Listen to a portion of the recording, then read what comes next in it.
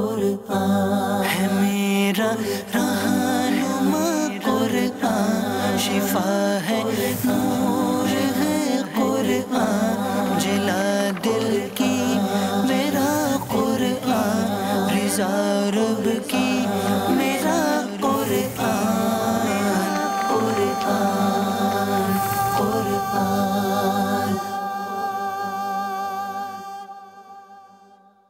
الحمدللہ رب العالمین والصلاة والسلام علی سید المرسلین، اما بعد فاعوذ باللہ من الشیطان الرجیم، بسم اللہ الرحمن الرحیم۔ الصلاة والسلام علیک یا رسول اللہ وعلی آلک واصحابک یا حبیب اللہ، الصلاة والسلام علیک یا نبی اللہ وعلی آلک واصحابک یا نور اللہ۔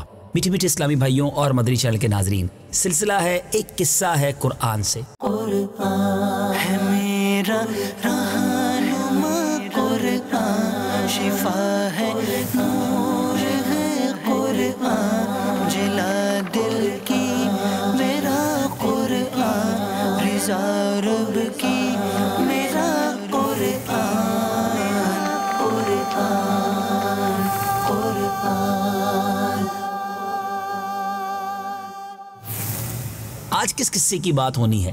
آج بڑی مقدس دو پہاڑیوں کا تذکرہ ہونا ہے۔ جی ہاں، وہ مقدس دو پہاڑیاں کون سی ہیں آپ کو بتاتے ہیں۔ ایک اچھی بات یہ بتاتا چلوں، اس سلسلے کی یوں سمجھ لیجئے کہ اشارہ دیتا چلوں کہ وہ دو پہاڑیاں ہیں کہ دنیا میں رہنے والا کہیں بھی کوئی مسلمان ہو، اس کو ان مقدس پہاڑیوں کے دیدار کی بڑی تمنا ہوتی ہے۔ ایسی کون سی پہاڑیاں ہیں جس کو دیکھنے کی ہر مسلمان کو تمنا ہوتی ہے؟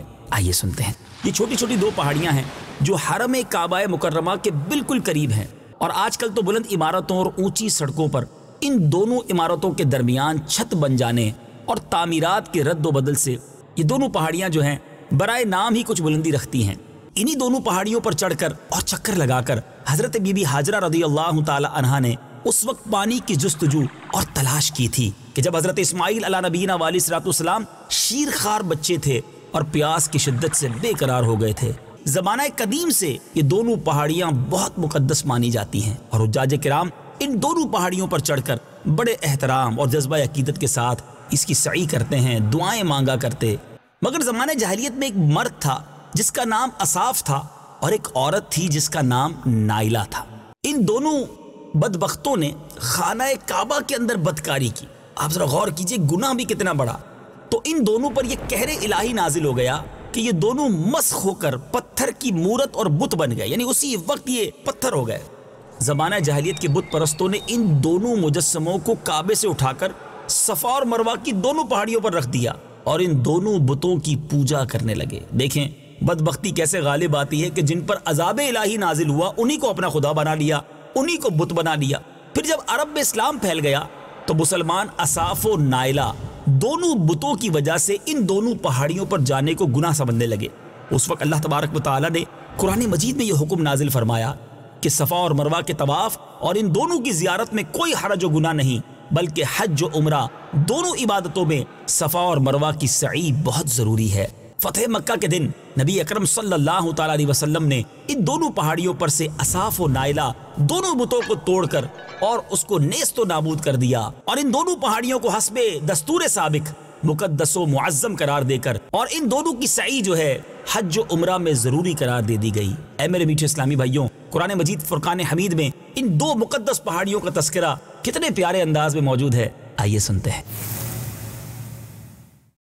ان الصفا والمروة من شعائر الله فمن حج البيت أو اعتمر فلا جناح عليه أن يطوف بهما ومن تطوع خيرا فإن الله شاكر عليم۔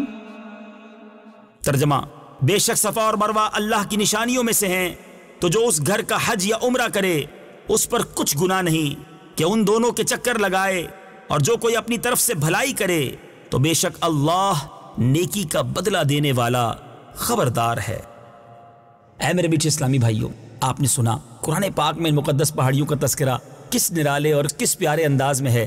اس بات سے، اس واقعے سے مجھے اور آپ کو درس کیا ملتا ہے؟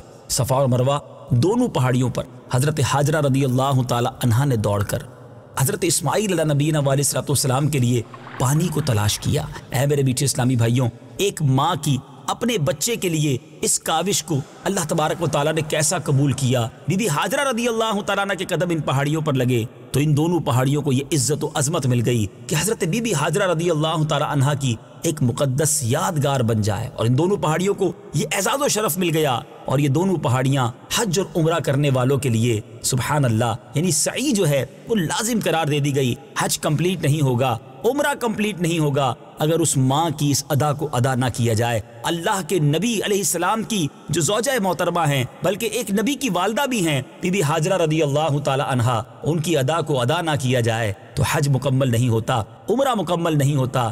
اس سے کیا سبق ملا؟ سبق یہ ملتا ہے کہ اللہ والوں اور اللہ والیوں سے اگر کسی جگہ کو کوئی خاص تعلق حاصل ہو جائے تو وہ جگہ معزز و محترم بن جاتی ہے، اور ہر مسلمان کے لیے وہ جگہ قابل تعظیم اور لائق احترام ہو جاتی ہے۔ ورنہ مکہ معظمہ میں بڑی پہاڑیاں ہیں، بہت ساری چوٹیاں ہیں، مگر صفا اور مروہ کی چھوٹی چھوٹی پہاڑیوں کو جو عظمت و تقدس حاصل ہے تو کسی دوسرے پہاڑ کو حاصل نہیں۔ اور اس کی وجہ کیا ہو سکتی ہے؟ اور کوئی وجہ نہیں کہ یہ دونوں پہاڑیاں ایک اللہ والی کی مبارک جد و جہد کی یادگار ہیں۔ یہاں ماں کی عظمت کا بھی پتہ چلتا ہے اور اللہ والوں سے کسی چیز کی نسبت کا بھی پتہ چلتا ہے۔ اور یہ بھی بہت خوبصورت جواب ہے کہ اللہ والوں کی یاد منانا۔ اگر ذہن میں کہیں کوسچن مارک آتا ہے کہ اللہ والوں کی یاد کیوں منائی جاتی ہے، ان کے ایام کیوں منائے جاتے ہیں، تو ذرا بتائیے تو صحیح، حج کا سفر کس کی یاد میں ہے؟ ارے بی بی حاجرہ کی یاد نہ منائی جائے، ان کے عمل پر عمل نہ کیا جائے تو حج کمپلیٹ نہیں ہوتا۔ اور صرف ایک انہی کا عمل نہیں، بلکہ اگر مقام ابراہیم پر جا کر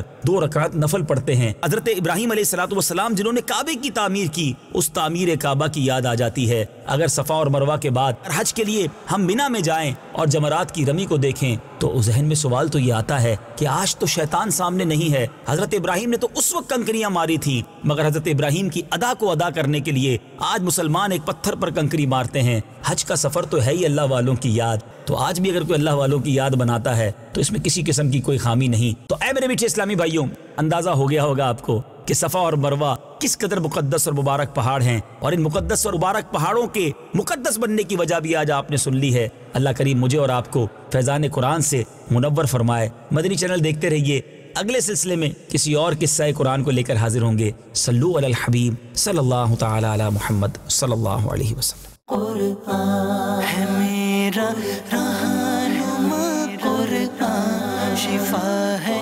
نور ہے قرآن، جلا دل کی میرا قرآن، رضا رب کی میرا قرآن، قرآن قرآن۔